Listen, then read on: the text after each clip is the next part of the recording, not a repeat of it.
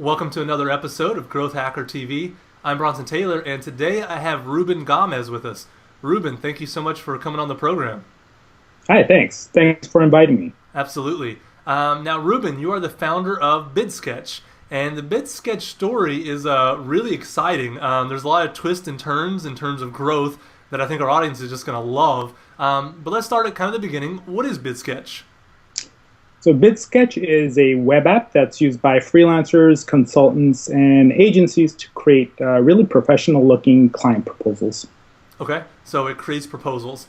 Yep. And how large has Bidsketch grown to? Whatever you can reveal. I don't know what you disclose publicly, but maybe in terms of users, revenue, just whatever you can tell us about the growth of it.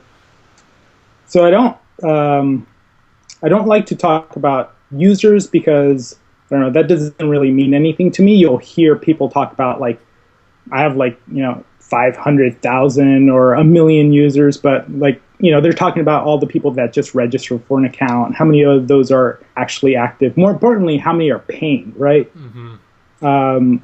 So generally what I look at nowadays, I don't even know what that number is, by the way, like paid accounts. I think it's, somewhere around maybe 1,200 or something like that. Wow, that's great.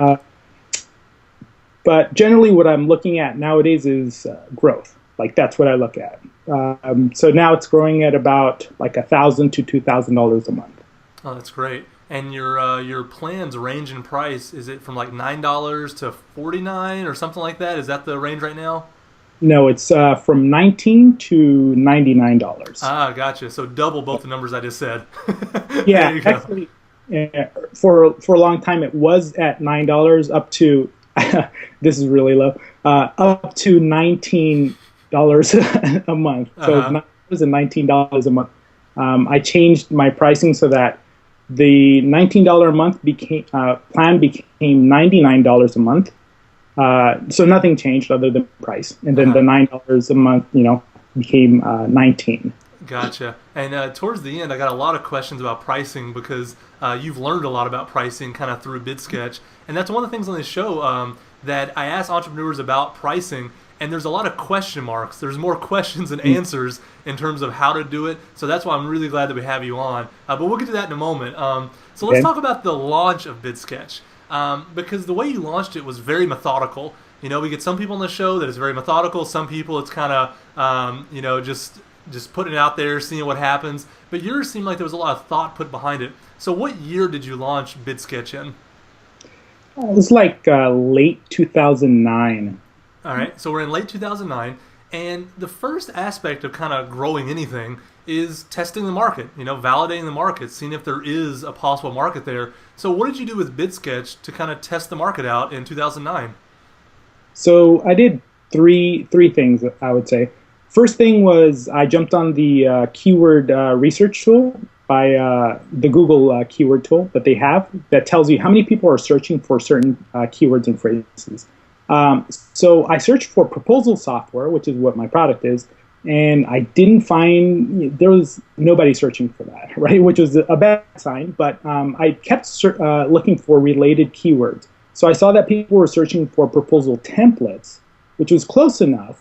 Basically, what I didn't want to do was create a new behavior, right? So people were writing proposals, and they were looking for templates to help them do that. So I felt like I can get that traffic cheap enough or easy enough that because it was just a low competition keyword or set of keywords. So that was a good sign that I found some volume there. The other thing that I looked at was the competition. So I found that there were products out there that were selling to the design niche, which was what I was trying to focus on. And they were making money. The only problem was that they were downloadable products that were plugins to Word, just stuff that designers didn't really like to buy, right? So there was nothing that was a web app. So that was another good sign. And the last thing that I did, once I had those two good signs, I put up a landing page. So that basically led me to the next step, which was put up a landing page and see if I can get this traffic through blogging and focusing on specific keywords when I blogged. Mm-hmm. And if I can't get their email address, then how are they going to pay me for my product, right? Yeah. So you started collecting email addresses on this landing page, and the landing page was informed by the Google keyword search. So that is that kind of Right. the link there? Right. All right. So basically, not only was I searching for like proposal templates, but I also wanted to see what they were searching for, like terms. I found things like how do you charge for web design, and how do you write a web design proposal, right? So I wrote some really meaty posts and started to get traffic very quickly for them, for those keywords. And then on the landing page, it had a description of my product, right? So like right there, it tells you whether or not somebody's interested enough to at least give you an email address, right? Which they were. The really nice thing about that was that I started to have conversations with the people that were signing up through the landing page. And that was really another great signal, was that people were certain people were very excited about the product. I get people replying back saying, "Oh, when is this coming out?" And they just wanted it. So yeah, so and just to clarify, the landing page and the blog are the same thing, right? So you have a blog with these meaty posts, and then it tells you on the blog what this product is that's coming out, and you can put in your email here. Is that correct? No, so the blog was to get traffic, and it had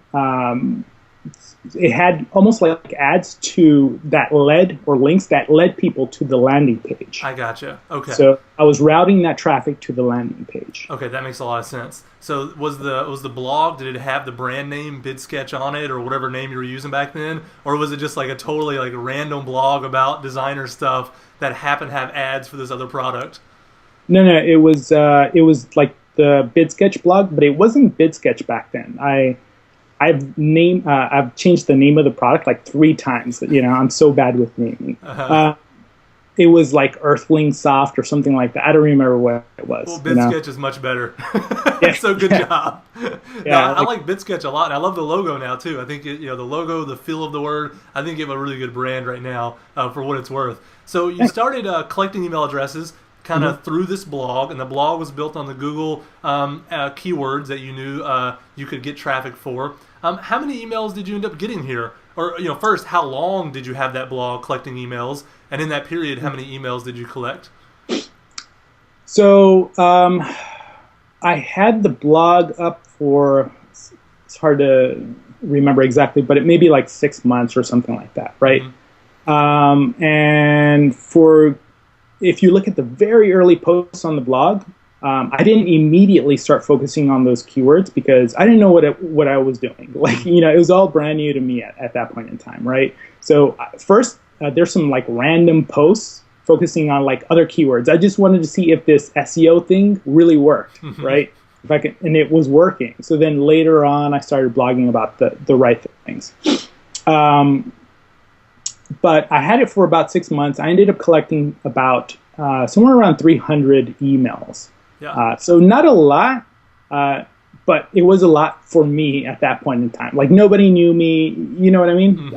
It was a big deal to me at the time. Absolutely. And the things people don't realize that in 2009, collecting email addresses wasn't quite the science that it is in 2013. Now, we have LaunchRock, we have all the things kind of nailed down about how to get a bunch of email addresses. There's all these known ways to do it. Right. Back then, to get 300, I mean, that's pretty good validation. Like, all right, they care. And the fact that they had to go through a blog and then click through again to your landing page, it wasn't a direct shot. So I think 300 is not bad for back then. Yeah, it definitely gave me more confidence to move forward with the product. Yeah, no, absolutely. So you have these 300 email addresses. You've built up some kind of relationship with the people that you said you're emailing back and forth a little bit. So then you created this product. So you created Bidsketch. When it was built, did you let all 300 in right away? Did you blast an email out and say, "Hey, it's open. Come use it and tell me what you think"? Something like that was the original plan, but I ended up changing it very close to the beta. So right when you signed up for the list, I actually sent back a confirmation email that had a link in there and said, if you want to be part of the beta, click on this link, and you'll be part of the beta testing group. I had, I don't know, maybe like 50 people, 60 people click on that link. But by the time the I got close to ready to let people in, I decided actually I'd seen Rob Walling do a really nice launch to where he just had a very small beta testing group. It was like 5, 6 people. Mm-hmm. And I just liked that process. So I decided that I wanted to do that. So I changed my launch process to just let about 5 beta testers in. I gotcha. So you let 5 of those people in. Was that just so that you could kind of figure out what was broken before you let the other ones in? Was it to learn something else from them? What was the reasoning, or what did you get from those 5? So the main difference was that I was able to, because I had, let's say, 50 or 60 people that wanted to beta test. So I was able to email them and say, well, I have too many people that want to check it out, right? Mm-hmm. Which was nice to be able to say that, yeah. Right? They don't know what numbers I'm talking about, but, so I said, I'd need the first few people that reply to this email, I'll be able to take.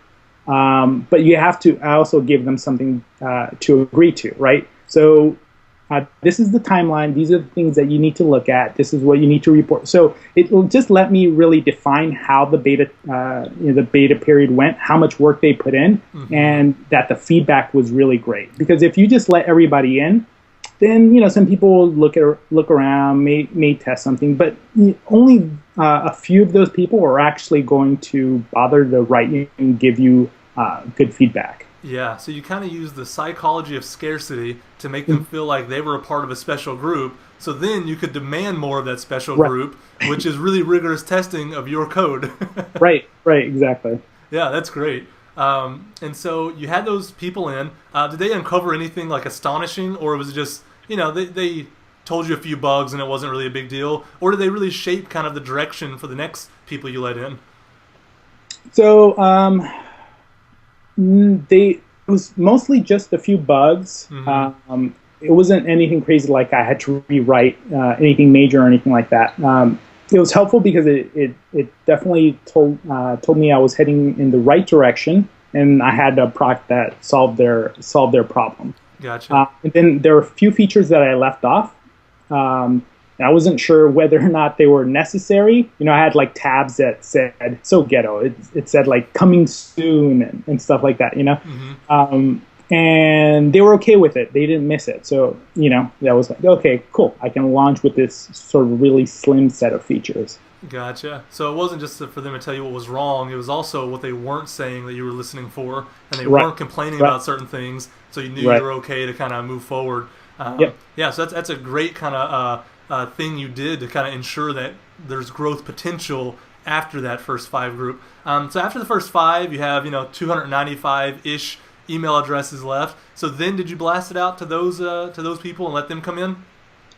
Yeah. So at that point in time, I did. If I were to do it over again, I'd probably go for another wave of like 5 or something like that, just to get a fresh new set of eyes on it. But so I did promote it to them, but I made an exclusive offer to them. So it wasn't public. I emailed them and let them know that, okay, this is this is a pre-launch phase. You're getting a deal, but the price will go up after this pre-launch phase.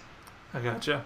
And so again, using the psychology of a timeline now that you need to kind of upgrade now. You're in the beta. Don't lose that privilege and have to pay full price later. And so did a lot of people end up converting and paying? So a fair amount. I actually had, and this threw me off a little bit later, but I had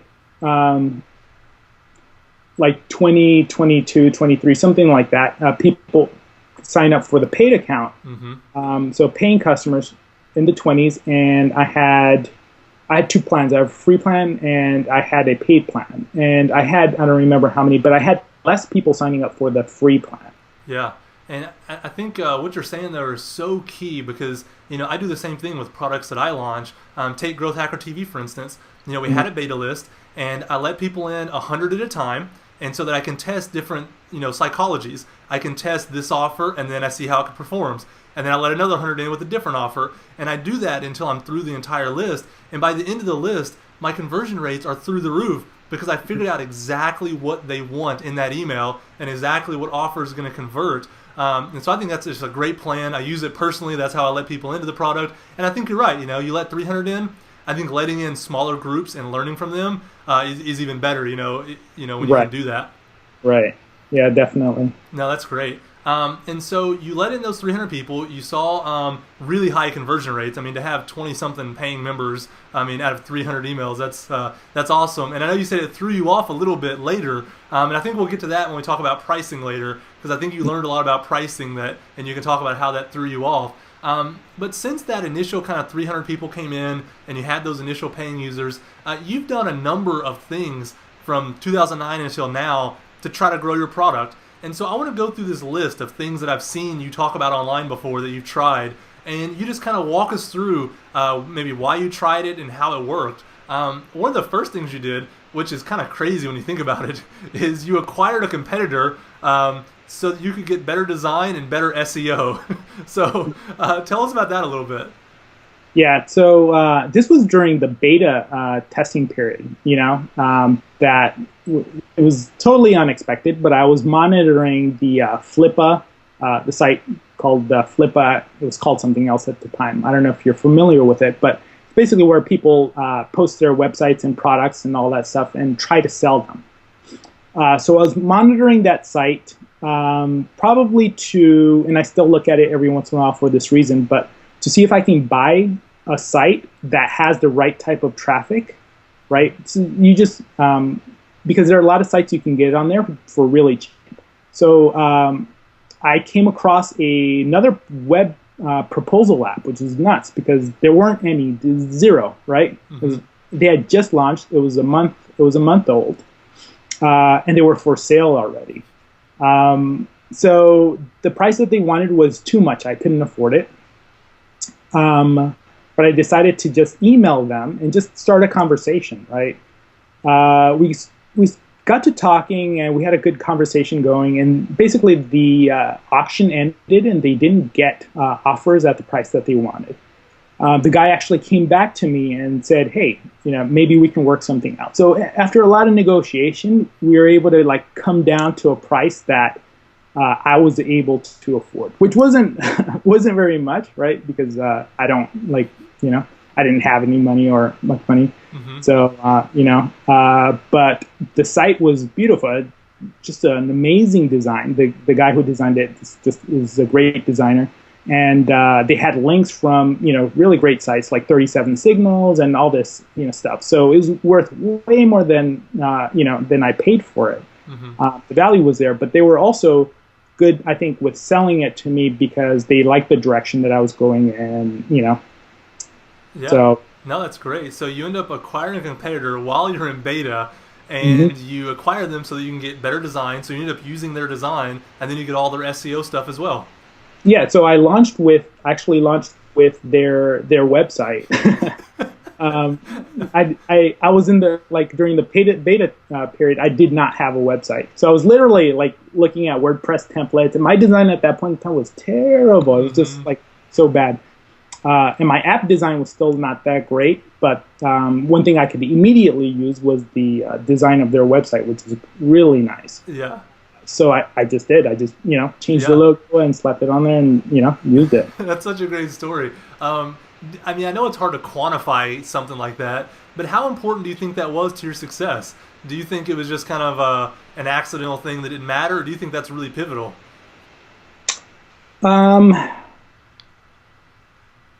I think it was relatively important in helping me get some nice traction, more traction at the very beginning, because it increased my traffic immediately, but traffic sources weren't that great. Yeah. So while I launched to 300 people and had 40 total registered, 20-something paid, they had, during the first month, almost 1,000 registered accounts, right? Mm-hmm. But they had 7 paying customers. So there was so great at getting traffic, but some important differences there. Yeah. So it was important to help me get more traffic, and then I don't know. Still, my product was it was still exactly my product with the bad design and all that stuff, and it was still converting relatively well. Yeah. Right. So without acquiring that competitor, I would have done well still, but probably not as well as fast as I did. Yeah. I love the numbers you just threw out there because I think it's so important for people watching this that haven't been through the actual process of growing a startup. Because you said they had 1,000 registered, 7 paying. You had, an email of 300 and 40 registered and 20 something paying. And the difference isn't that your design was better because their design was better. The difference isn't, that you had SEO because they actually had SEO as well.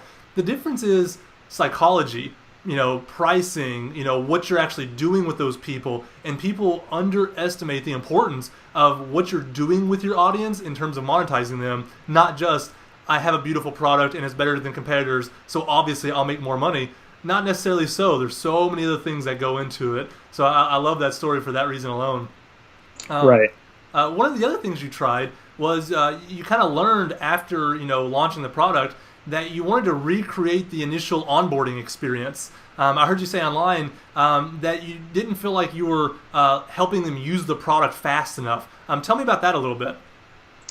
So early on, I was basically trying to do what a lot of people try to do early on, which is just improve conversions, right?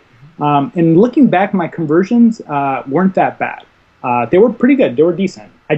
There aren't numbers out there. There aren't metrics, right? Benchmarks that you can say, okay, I'm okay. I should focus on other things. So anyways, I said, I saw people canceling, and I thought, this is bad. I need to find out why. I looked into it. I had set up KISS metrics, which it told me that the people that were canceling, and through the conversations that I was having, weren't creating proposals. So I was not doing an effective enough job at activating them, right? Mm-hmm. So basically, my goal at that point became just getting them to create a proposal, like guide them through that process. So I sort of eliminated as much as I could from the interface right when they first signed up, and just directed the only real action. Well, I gave them a way out, but the primary action was mostly just create a proposal, just get started that way. Mm-hmm. And that was pretty helpful. That took the trial to paid conversion rate from the high 40s to the high 50s, or from 50 to 60%, something like that. Yeah. So by changing your onboarding experience, you get kind of a 10% boost in the funnel, overall. So that's great. Right. Also will help with churn, like things that you do to improve, because if you don't activate them, they'll eventually churn, right? If they do become paying customers. Yeah.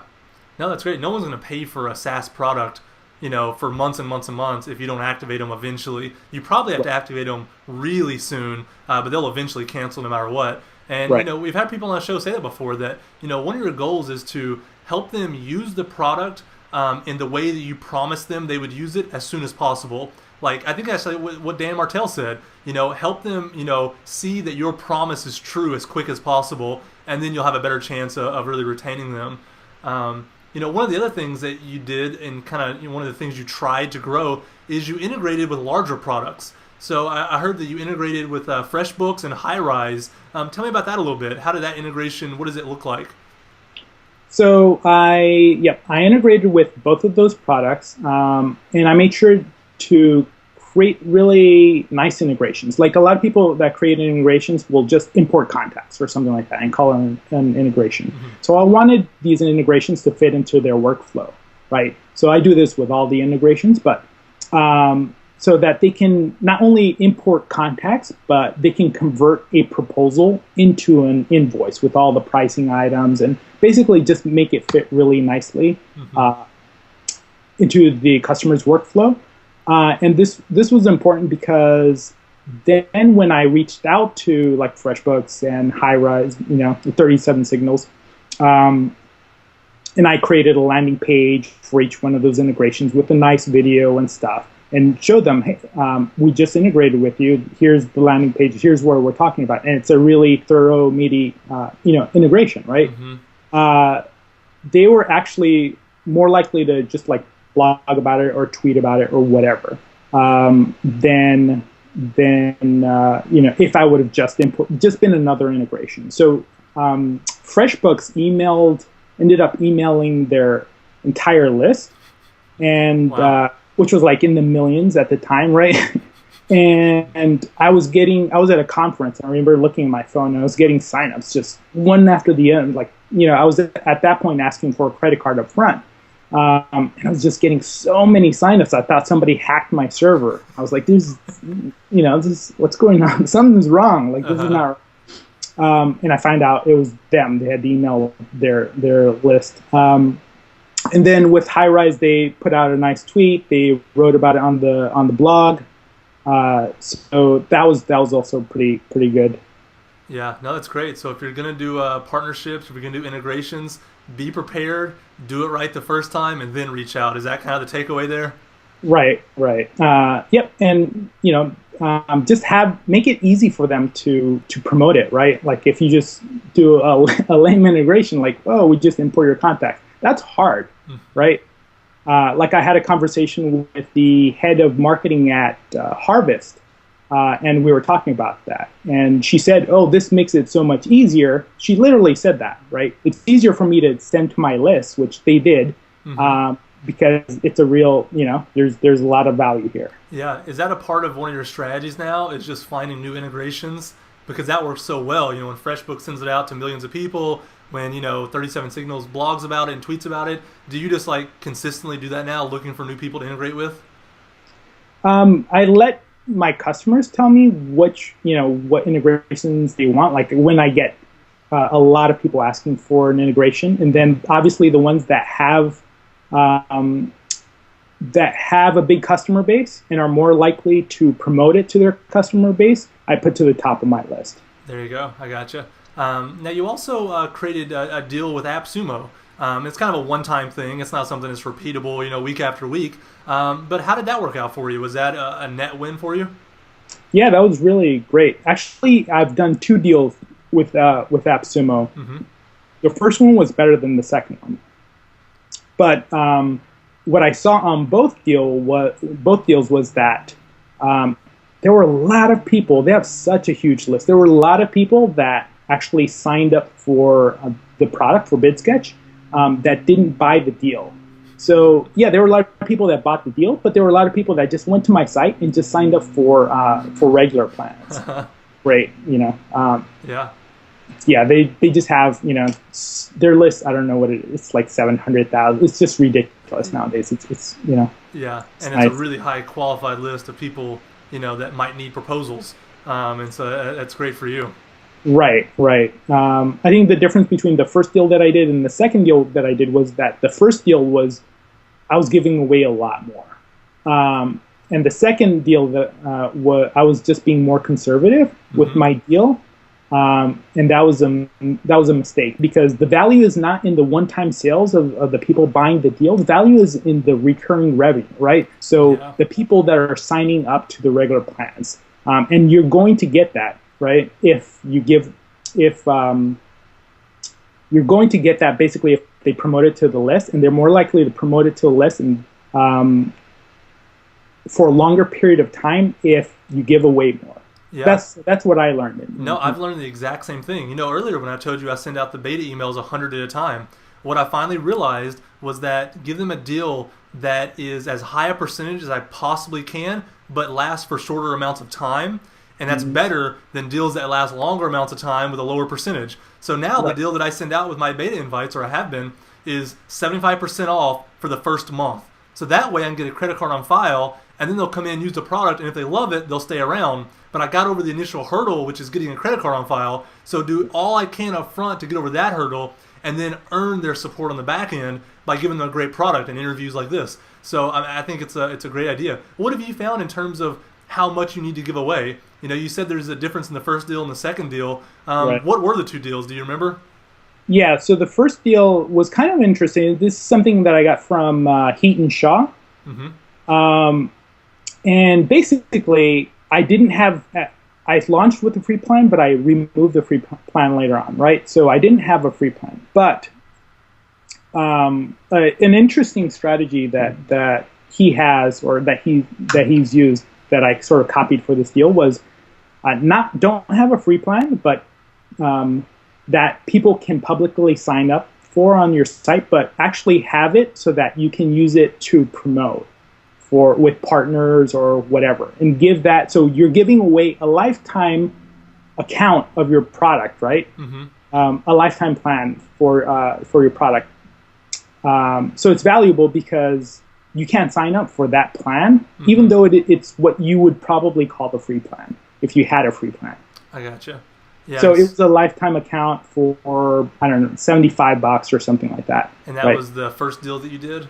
Yeah. Yeah. So the second one was also a very limited plan. It was actually more limited, and it wasn't listed on the site, and it was like a year. You could buy a year for it or something like that. For $75 again? Right. Gotcha. I don't remember the pricing. They were playing around with pricing at that point in time. Yeah, I'm sure they're probably A/B testing it too. So different people might have got different stuff. Who knows? No, that's good. That's good. I mean, so that, having the lifetime in there probably was what pushed a lot of people over the edge when they think about, a lifetime, then it's, it's an easier buy to make. Right. But I was giving them, so it was a good plan. But it wasn't my freelancer plan. It wasn't my cheapest plan. It wasn't any of the plans.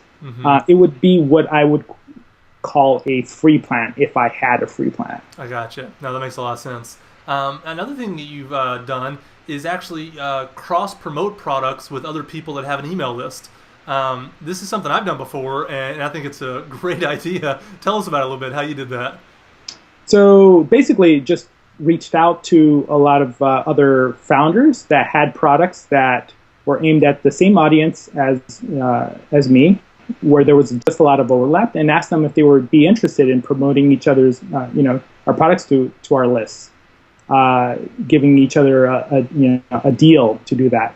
I've done this, I don't know, like maybe over 10 times, a good amount of times. I don't think I've ever had anybody say no. Maybe one person, like not now or something like that, but everybody says yes. So it's a really easy pitch, right? Like, do you want to promote your product to my list? Everyone says yes. And basically, I just give them a deal that they send out to their list, and they give me a deal that I send out to my list. The things that I've found that have worked really well are just like you were talking about. It's hard. I've tried to sell like yearly plans on deals like that, and it's hard because it's a big commitment. So if the things that work well are like giving them the first 2 months free or something like that, right? Like something really low friction. Or giving them like you said, 75% off the first month, right? Like 50% off the first 2 months. Yeah. It's not a big buy for them, so it's easy for them to sign up. Yeah, absolutely. No, that's great, and that's so easy to do. You just reach out to people, and people think that these have to be like really complicated arrangements with like legal paperwork. It's literally you email somebody, they say yeah, you swap promo codes. And you look over each other's, email you're sending out and say, yeah, it looks good, shoot it out, and then you're done. And different people have different size lists, and that's one thing people worry about sometimes. But it doesn't matter. Sometimes you have the bigger list, sometimes they have the bigger list. End of the day, it's one email, so it doesn't really matter if one person wins a little bit more than the other. You both are going to win a little bit. So, yeah, I did that with Harvest, and they had, like you can't even compare our list, right? Like. Yeah. 20, 30, 40, 50 times the list that I have. Yeah, but they're trying to get new users, and you have a pocket of users that they probably don't have access to, so it's worth it to them, and so you have to see it from their point of view. Like, it's worth it to them to get to those new users. They're not comparing list sizes, Right. In that situation, it sort of helped that, I knew one of the co-founders and stuff like that. I also had an introduction, but if it becomes a problem, you can also just say, okay, well, let's only email a segment of your list, right? So let's make it equivalent. You don't have to do the whole thing. Absolutely. But it's never been a problem, in any of the ones that I've done. Yeah, no, it's such an easy way to cross-promote things. Now, of everything you've just kind of mentioned, what have been like the best things for you? We mentioned cross-promoting emails, we mentioned AppSumo, integrations with FreshBook, HighRise, Harvest. and changing the initial onboarding experience, buying a competitor with SEO juice and their design. So a number of tactics, and all of them did well to some degree. Right. What is the thing where you're like, man, I'm glad I stumbled upon that because that was awesome? I would say that each one of those things was important at various stages, so at different stages, right? So at the very earliest stages, like the integrations were really, really key, right?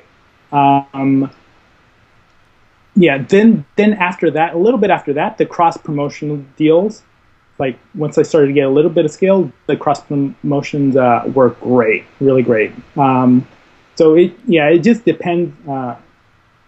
Like everything had the impact of all those things that I've tried was pretty good, just at different stages.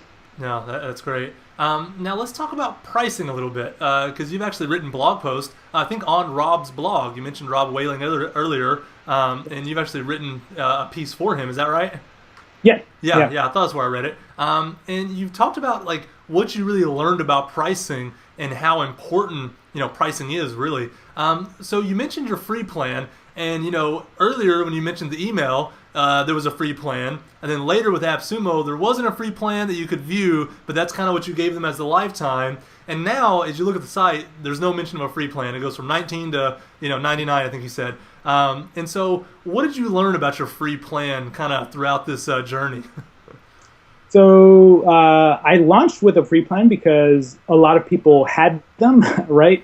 And that's what I just thought like a SaaS product like mine, that's what you did. That's what you had to do. So initially when I launched with the free plan, I was thrown off because I launched to my list and I had, I gave them deals. So that was just so powerful that I had more people signing up for the paid plan than the free plan. But once you open it up to the rest of the world, it doesn't work out that way, right? Like everybody signs up to the free plan, and that's what I found. So I was getting like a 1% conversion rate to paid, and I thought, wow, this is like I'm doing something just terribly wrong. This is so bad. This is what's going on. And at that point, I was A/B testing a bunch of things. I was just changing everything that I could, trying to get them to convert, and maybe helped a little bit, but I just couldn't. I couldn't get anywhere near what I was getting during that pre-launch phase, right? I didn't know that it doesn't work that way. And then I found once I started to do a little research, I found that this is kind of normal. Like this is the way that it works, right? So the last thing that I did, I was starting to get desperate. I said, okay, let me just remove that free plan. So I didn't write any code or anything like that. It was just I just literally took it off the website. So it was still in there in the back end. I said, let me do it for a week. I was a little worried about that because I thought, well, the only people that I'm getting to sign up almost are the free users. So if I take that away, nobody's going to sign up, right?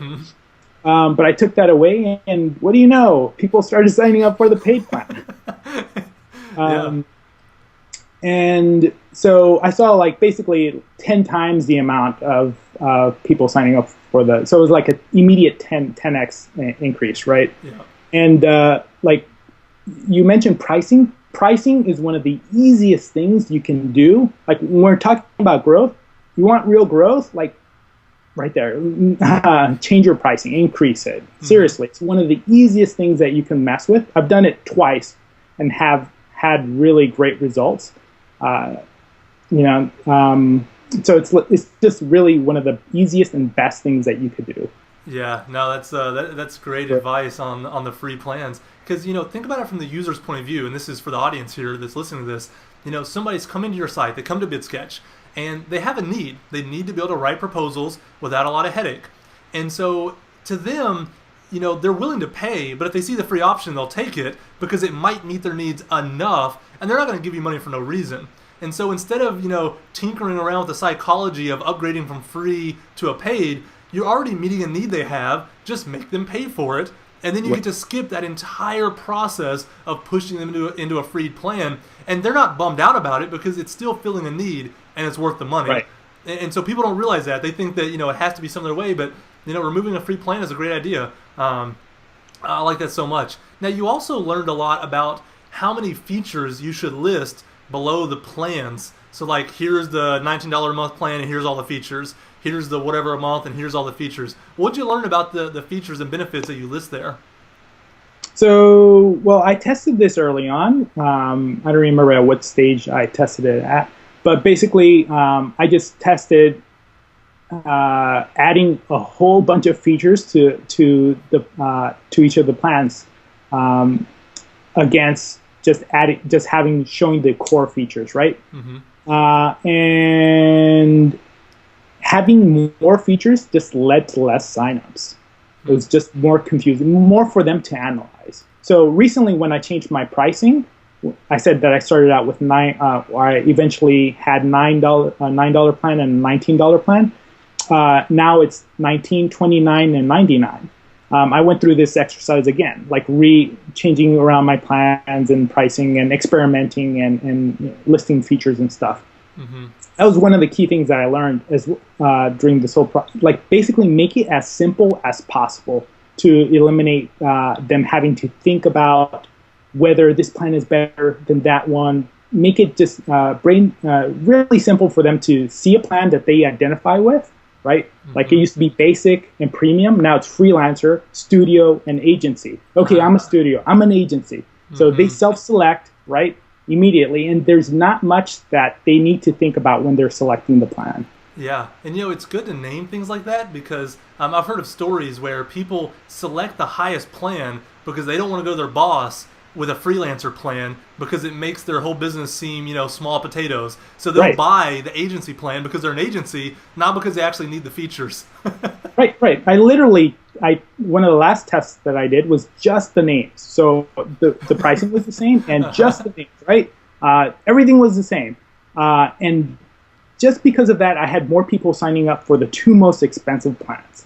Like, for fewer people signing up for the freelancer plan. Because people don't want to be a freelancer because that means they haven't quite made it yet in their own mind.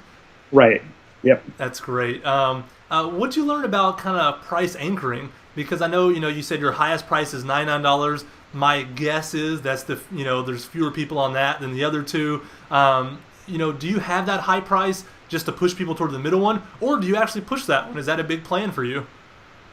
So yeah, the goal, it's $19, $29, $99. The goal is to get most people to sign up for the $29 a month plan. So with price anchoring, they look at the $29 plan, and compared to $99, it looks like a really great deal, right? And that works very well. Most people sign up. Actually, it's as far as revenue, I don't like to talk about most people, because let's talk about revenue, right? So revenue, 50% of the revenue comes from the middle plan, right? And then 25% comes from the freelancer, and 25% comes from the agency plan. Gotcha. So that's how it works out, and it was designed to work out in that way. Yeah. Now, thank you so much for kind of clarifying your pricing. There's so many little tidbits of information in there that I think entrepreneurs will pull away from all the stuff you just said.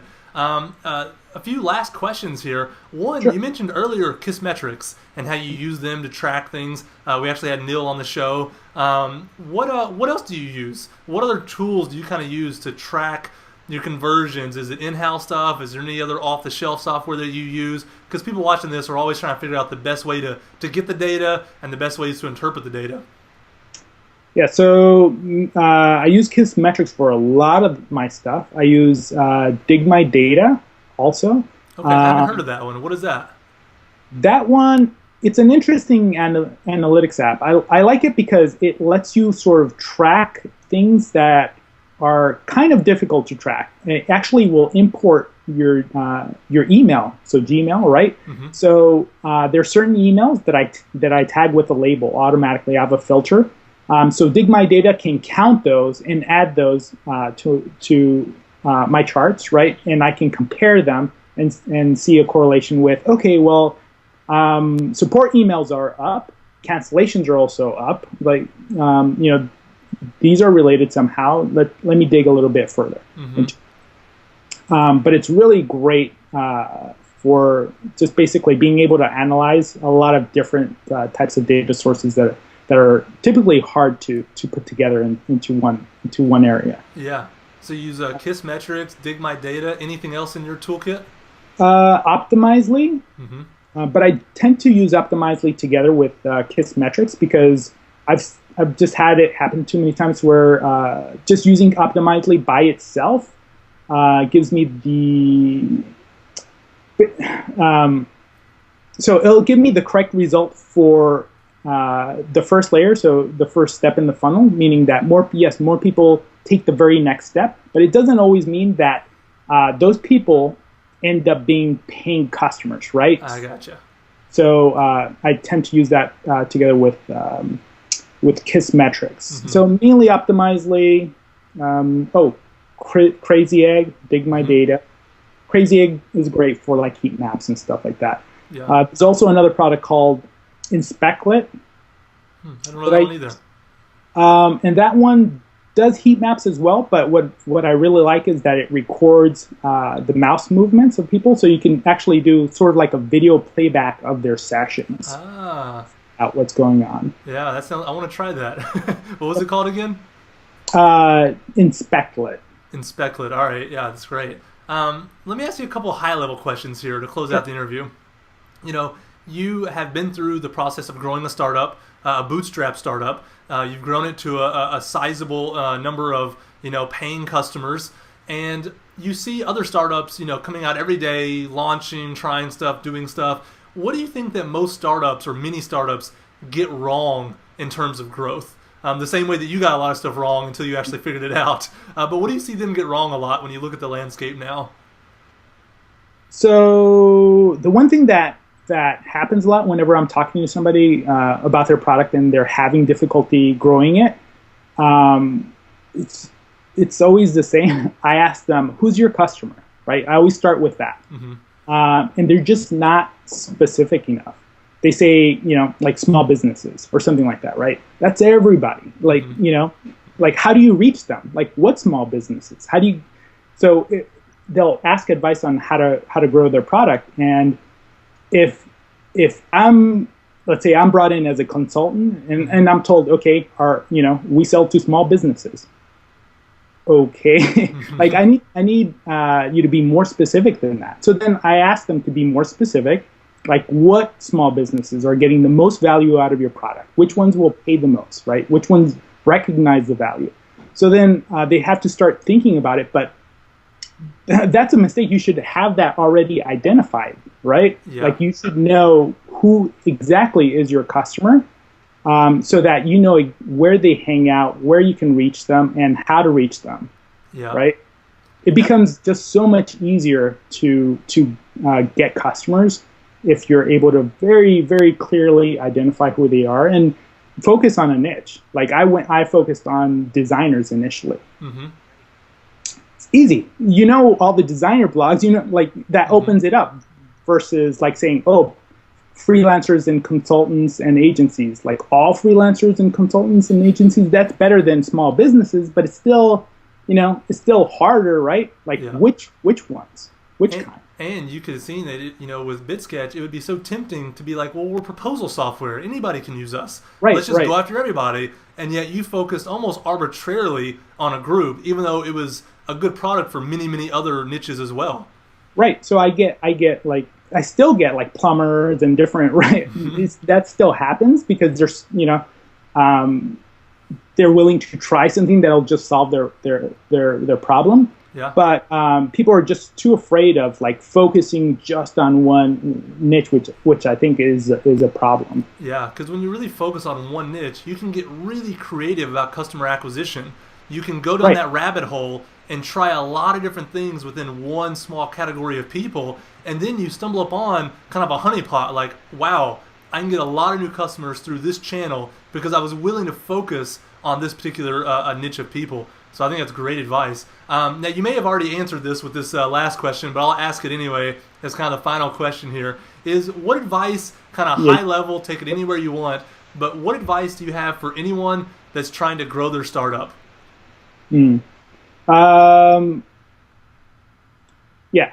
say, I mean, I kind of already talked about it, Yeah, but that's what I clearly, thought. clearly identify your customer. But maybe I'll mention another thing that I see a lot of people get, where I see them getting tripped up, is that they'll be focusing, this happens all the time, they'll be focusing on, ask them what the problem is, why aren't they growing like they want, and they'll say, well, I'm not getting enough people to sign up or pay, right? And then I start asking about their conversion rates and all that stuff. It turns out that their conversion rates are, might be okay or generally okay, right? Like this is if they actually have a product that people want, right? Like that's a big if, right? But their conversion rates are okay, but they don't know that. So they think they need to get more people to sign up. But it's like, okay, you've taken care of a lot of the low-hanging fruit. What you need is more volume. You need more like traffic, more, right? It's easier. Then at that point, it's really hard to A/B test and to refine your funnel and all this stuff. If you're getting like 10 visitors a day or something like that, like it'll just take forever, right? If you have more volume, then it's just really easy to and fast to iterate and get feedback, and everything just becomes a lot easier. Yeah, that's great. And for people in that situation, I would recommend reading Lean Analytics. It's a book that just came out, and we've had both the co-authors of it on the show, and they go through different kinds of businesses and kind of let you know, like, look, if this is your rate for churn with this kind of business, you're in a good spot or you're in a bad spot. So then you can move on, like you said, beyond the low-hanging fruit and now focus on the other thing that isn't a good number or isn't a good metric for your particular business. Ruben, this has been an awesome interview. There's been so many tactics, so much actionable advice. Thank you so much for really being transparent and showing us exactly what you've done that worked and didn't work, and for taking time out of your busy schedule. Thank you, Ruben. No problem. My pleasure. It's fun.